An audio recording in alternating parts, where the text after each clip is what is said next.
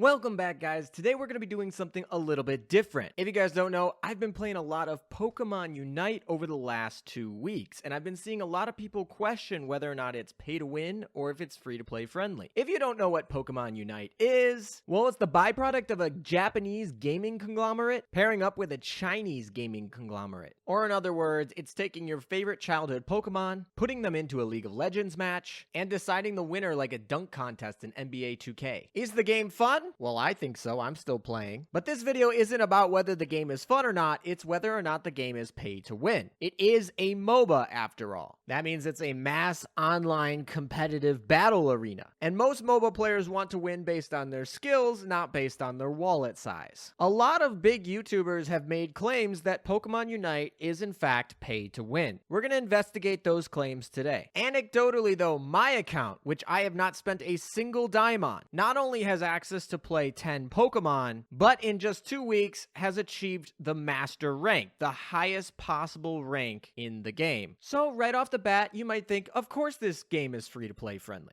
Your account, which you haven't spent a single dime on, is the highest possible rank in the game, and you have access to a variety of different Pokemon to choose from when you're playing. But that might not be the whole story. Here on this channel, we're going to look into the math. Is this game long-term going to be free to play? What should you be aware of? So how I usually like to start off is by looking at the monetization strategy of the game. How are the game developers planning to pay for the game? Games cost money. You got to pay for the development team. You got to pay for the artists. You got to pay to upkeep the servers, and that has to get paid for by somebody. How are they planning on doing it? So let's take a look at Pokemon Unite specifically. In the game, there are 3 shops with in-app purchases. What are in those shops and how do they affect your gameplay? The most heavily monetized of the shops is the Zirco Trading with hollowware gear. This is where you dress up your Pokemon. It has no effect on the actual game other than aesthetics. This is perfect. This is pay to look good. This is very not pay to win. I like this. People with money can get these costumes. They're valuable to those people, but they give them no unfair advantage in the competitive nature of the game. Next up, we have the Unite Battle Committee shop. This is where you pick up your Unite licenses. This is a fancy way of saying what Pokemon you can use in the game. This is not a gacha game like Azur Lane, but you still have to collect the characters. Gotta catch them all instead of gacha catch them all. So how do you get characters? Of course, when you start off the game, there are 5 starter Pokemon. You pick one of the 5, you get them for free. You can get Slowbro and Venusaur very easily by just leveling up your account. 3 Pokemon free very early into the game. But let's say you want a Pokemon that's different than those 3. Some Pokemon have special events. Zeraora and Crustle are examples of this. Also, there are welcome gift Pokemon. Just log in for the first 2 weeks of the game and you'll get Ninetales as well as Greninja. So now you're starting to see how my roster of 10 Pokemon became built up. A lot of events, free Pokemon, etc., etc. But this game is going to be releasing new Pokemon all the time. We just released Mamoswine and Sylveon. I imagine future Pokemon are going to be higher on the tier lists, more powerful and power crept, as they always are in games like this. So how do we get those Pokemon? Well, that is in the shop here, in which you use Aeos coins. A Pokemon will cost between 6,000 and 10,000 coins. The better Pokemon tend to cost 10,000 coins. Now, this is not a paid currency. This is a currency you can get for free. However, it is limited. Free-to-play players are limited to 2,100 Aeos coins per week, or about 8,400 coins per month. Of course, there are events and some other areas in which you can get additional coins on top of the ones you get from grinding in-game. But for the most part, we're going to say that you can average about 1 free Pokemon per month.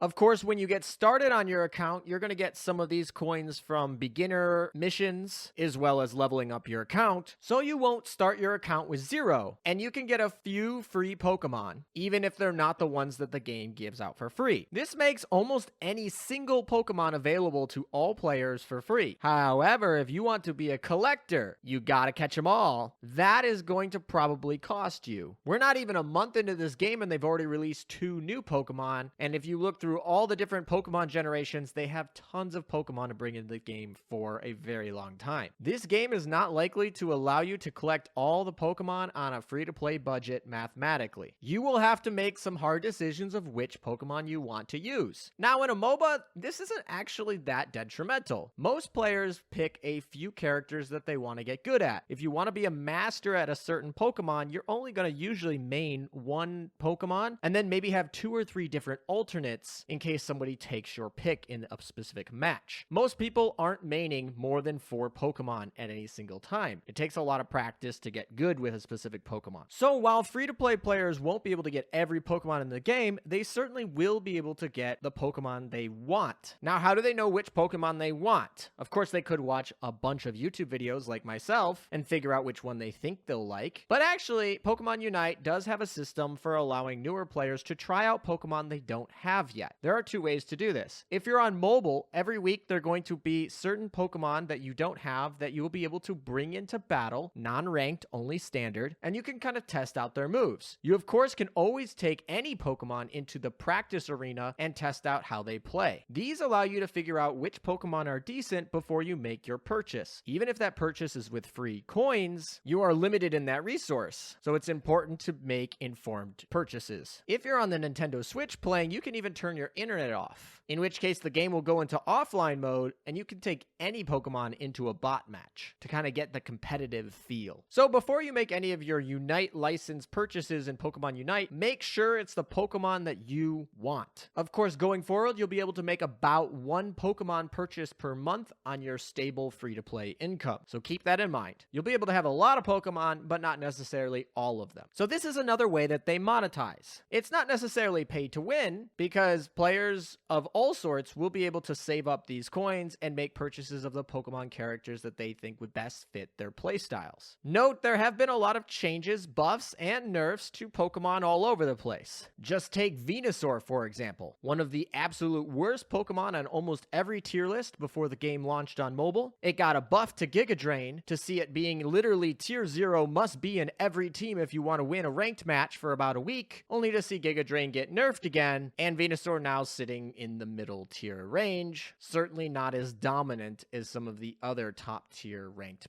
Pokemon. So that being said, while there isn't a ban list in Pokemon Unite, the buffs and the nerfs effectively can take your Pokemon from tier nothing to tier 1 or tier 1 back to tier nothing at a moment's notice. This doesn't particularly help free-to-play players. This is actually kind of dangerous. You make your purchase after a lot of testing with this Pokemon only to see it get nerfed. And a lot of companies use this mechanic system maliciously in order to push their newest Pokemon to get purchased by making the older Pokemon competitively irrelevant. Now, I'm not saying they're going to do this, but I'm saying there's a potential for them to do this. And if they do, this game is not going to be very free-to-play friendly. However, that has yet to be seen. We have to play a little bit longer to see how they manage the game. This is why having companies that manage the game well can make or break the gaming experience. So far we're monetized primarily through skins. We also are monetized partially by people who want to collect all of the Pokemon. We don't limit access to any particular Pokemon if you really like one Pokemon and you need it, but if you want to have all of them and just test them all out, that's gonna be a problem for your wallet. That being said, we haven't gotten to a huge pay-to-win aspect yet, but there is a pay-to-win aspect of this game, so let's talk about it. Mechanically, your Pokemon levels up through each game. It starts off at level 1 with the same skills, and you can upgrade them through your progression tree. Once you buy the Pokemon, you have access to all of the skills, and all of the leveling happens within a specific game. Nothing carries over. However, there are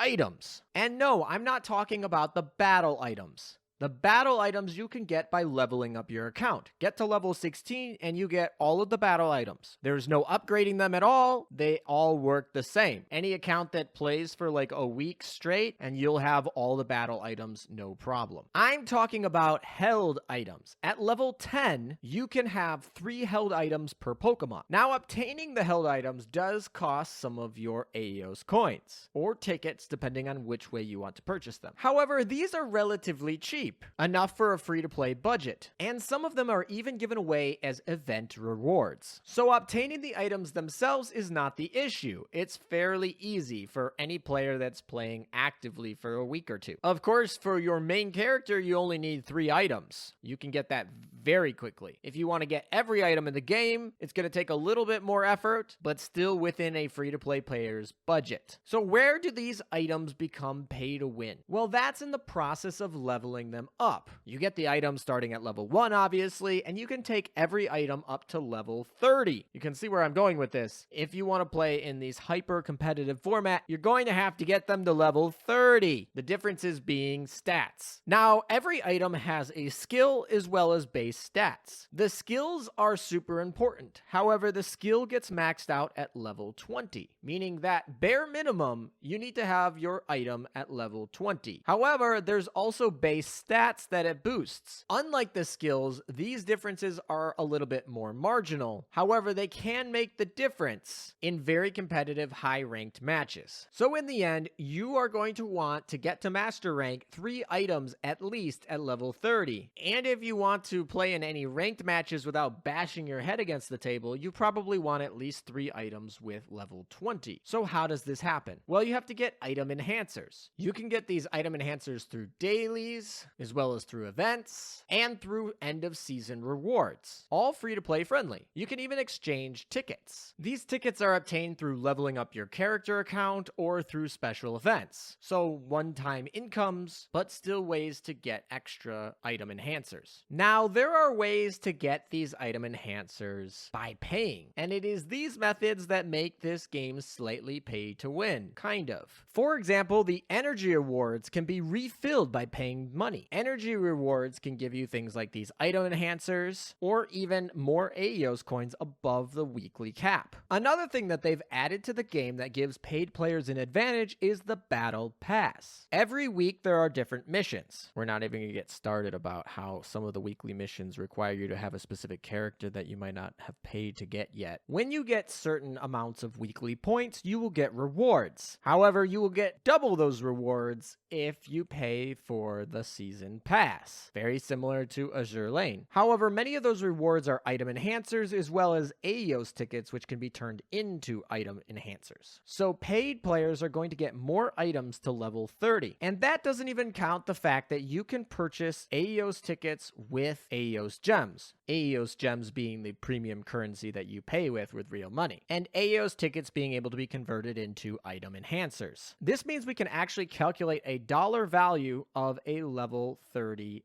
item. So to do that, let's talk about how many item enhancers you need to level up your items. It's a super exponential curve. Just to get to level 10 will only cost you 82 item enhancers. This is actually very easy to get and will allow you to get an upgrade to your skill. Very important. However, I said level 20 is where you max out your skill bonus, and that's where you should have at least all of the items you plan on equipping on your Pokemon. That's going to cost an additional 485 item enhancers for a total of 567 item enhancers to get to level 20. 82 to go from 1 to 10, 485 to go from 10 to 20. And then if you want to be completely maxed out for master rank to go to level 30, you need an additional 2,020 item enhancers, meaning the total cost to get an item from level 1 to level 30 is 2,587 item enhancers. This means it's quite easy for you to get an item to level 20 on a free-to-play budget at all 3 of your items that you plan on equipping on your Pokemon, as well as some auxiliary items you might need for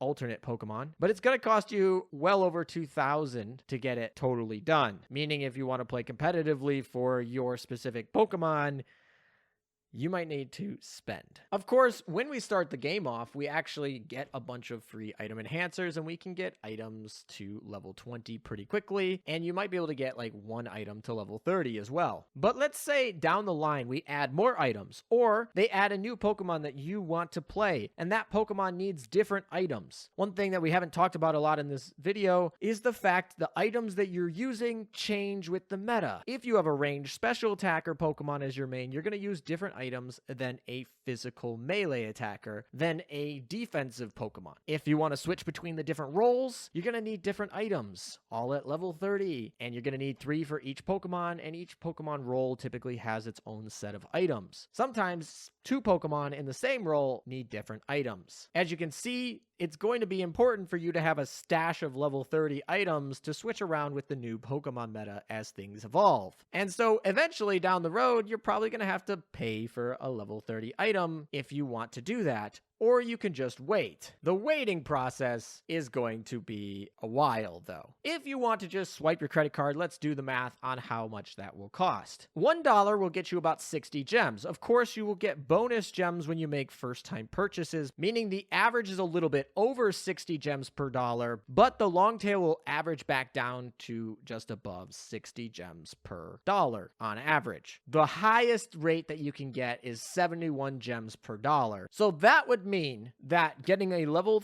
30 item is going to cost you between $36 and $43 or so. That's for one item. Of course, you need 3 items per Pokemon. This can get expensive. Now, if you're asking, how did I get a bunch of different Pokemon as well as a bunch of different items up to level 30? Well, the game developers listened to some complaints and they've added some things more recently that kind of help people at the beginning. Note when I said at the beginning. Once again, long term, we still have some of the issues. However, if you plan on sticking to 1 or 2 Pokemon, getting really good with 2 Pokemon and equipping them maxed out, this shouldn't be too much of a problem for your wallet. You should be able to do that just fine, competitively, free to play. It's really the variety and the ability to be flexible with changing metas that you have to pay for. For example, now, if you buy a character and then later an event brings that character to you for free, you will get those Aeos coins refunded. Something similar will happen with items. If you buy an item and then get an item later for free, you'll be refunded item enhancers instead. On top of that, new players will also have one-time abilities to get 3 different level 30 tokens. These tokens are probably the most valuable thing in your account. It will take a level 1 item and bring it to level 30. If it was above level 1, you'll be refunded any item enhancers that you used on that item already. These are so valuable. Do not use them until you understand the mechanics of the game. You only get 3 of them for your account, and they are so important for free-to-play players not to get stuck and have to pay. Figure out which Pokemon you like the most. Figure out what their best items are. If you don't know what their items are that are good, you can actually test those out. There are the 7-day trial cards that will temporarily make an item that you have act as if it was level 30. Use these to figure out which items you want to get to level 30. You can, of course, take them into practice, use the practice dummy substitute, figure out your DPS calculations, take them into matches and see if they're any good before you use the level 30 tokens. Those are so valuable, you only get 3 of them. They are very free-to-play player friendly if you use them wisely. That's a big if. If you waste them, that's on you. And they're hoping you waste them, and then you have to spend money later. So overall, do I think Pokemon Unite is paid to win? Big axe just here. Maybe. If you are intelligent with the way that you spend your Aeos coins, as well as your item enhancers and your Aeos tickets, you can certainly get any Pokemon you want with the best equipment, totally maxed out for free without paying a single dime, and then getting good at that Pokemon, you can get it to master rank. So in that way, I would say, no, it's not pay to win. You can certainly get master rank without paying. You could even be the best player in the game without paying. However, if you don't use them wisely, they're not too forgiving. You'll have to pay later. Of course, you could always start a new account, but you'll have to start all over from scratch, and names are unique, and you have to pay to change your name. So realistically, that's not a great viable option either. So be smart with your limited premium currencies, specifically the level 30 coins. That's really what you got to be careful about. Test which Pokemon that you like before you buy them. And of course, because the long-term stable free-to-play income is actually pretty low, there is a chance that changing metas, releasing new Pokemon, releasing new items, changing the way they they work and buffing and nerfing Pokemon over time will mean that all of your research right now, which might be the best decision in the current time frame, might change later. Like I said, Venusaur used to be bad, then it was good, now it's okay again. That switching is totally at the mercy of Tencent and Nintendo. Also, a lot of your income comes from events. How friendly are those events going to be long term? A lot of games make really friendly events at the beginning to hook players in, only to make them rarer and less rewards going forward. These aspects of free-to-play friendliness have yet to be seen. This is another reason why it's an asterisk. So could this be a pay-to-win game in the future? It certainly could. Could you make a mistake that will cost you? Yes, definitely. In fact, they are probably hoping that you do. However, can you achieve the highest rank in the game and max out a complete character and be the best at that character without paying at all? Certainly. This game is not pay to win yet, it's pay to be flexible. And that can turn into pay to win if the game starts requiring you to be very flexible with a very quickly changing meta. Anyway, guys, I hope you liked this video. If you play Pokemon Unite, certainly feel free to add me. I'm a Master Cramorant player right now, and I've been having a lot of fun with it. So if you do play Pokemon Unite, make sure to add me, and I will see you guys next time. Take care.